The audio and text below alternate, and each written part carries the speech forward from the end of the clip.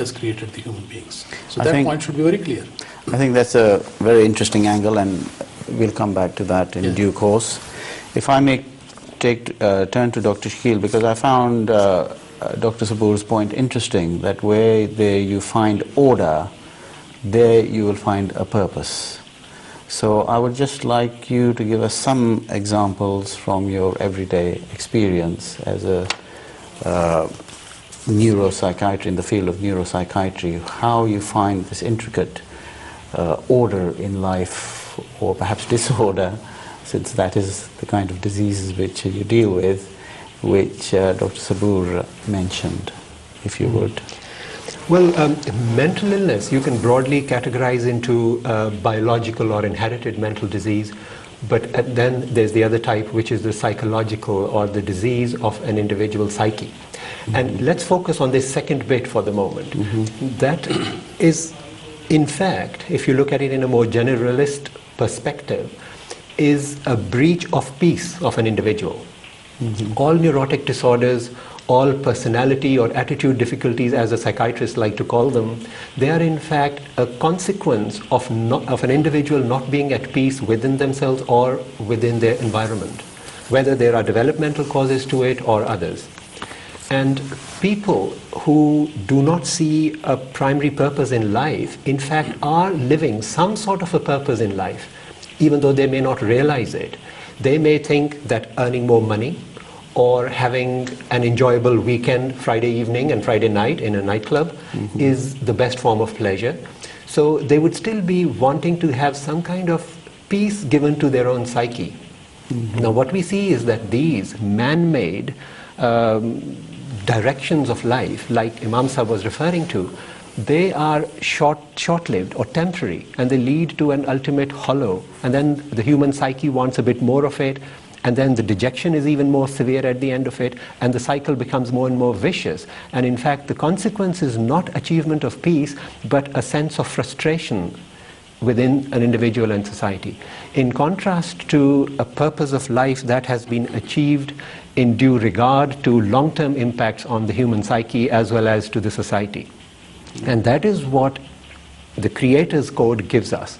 Quran gives us a profound and full code of how to lead your life that would ultimately, and the whole purpose of it is development of righteousness through submission to God's will and prayer, and that leads to development of peace.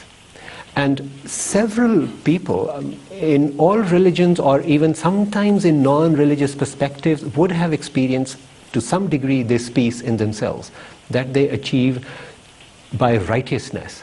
And that is the peace that then leads to a society that's in the long term more stable.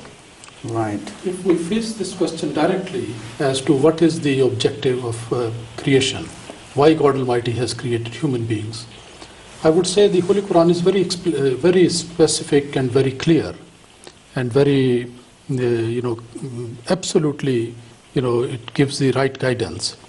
There is a verse in the Holy Quran which I would like to quote. I think that is the basis of the whole discussion.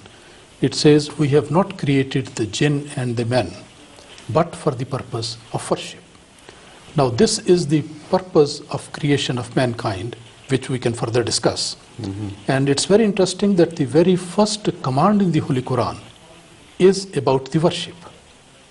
If we start reading the Holy Quran, in the first 2-3 pages, we don't come across any command as such, an instruction as such. But the very first instruction to be found in the Holy Quran is that, "O ye people, Allah has created you and the people before you, and you have to worship so that you can become righteous." So the very first command is actually pointing the finger to the purpose of the creation of mankind. Which is the worship, of God. So I would like, if we carry on. I was just going to pick up this point about the creation. And in fact, if you looked at the creation of life, the process from very basic microscopic life forms and going towards more complex intelligent beings has been not just a physical development, but a development of consciousness and more intelligence. And that means more awareness of our environment and a capacity to grow in harmony with nature. Now, what does this actually mean capacity to grow in harmony with nature? It is in fact growing in harmony with the creation, which is manifestation of God himself. And therefore, even our biopsychosocial development, in fact, is an example of the journey of life from very basic physical existence towards godliness. Right. And so From perhaps a very crude form of life to a very refined and sublime form of life. Sublime if you actually understand God's guidance and achieve the humility. And in fact, realize your purpose. If you think that you only exist for the purpose of existence, then the real end result you cannot focus on. Is that the point which you were trying to make? Yes, that is correct. That you're likely to lose your track if you do not see a direction in your life, and you're going to live on those short-term gains only. I'd like to take this just a step further, and again this is a question which is asked on the streets, which is that some people believe that if we lead a very religious life, then the life is boring, and the life itself does not have any meaning except as a sacrifice for the life hereafter.